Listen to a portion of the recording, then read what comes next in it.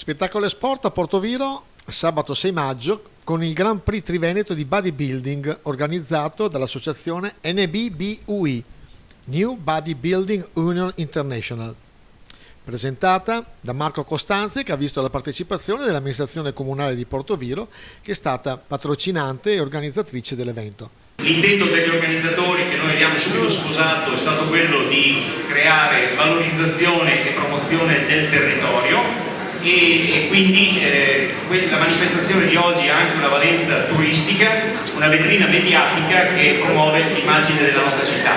Per tutti questi motivi io sono grato agli organizzatori e propongo fin da adesso, visto il successo della manifestazione, di riprodurla anche prossimamente in futuro.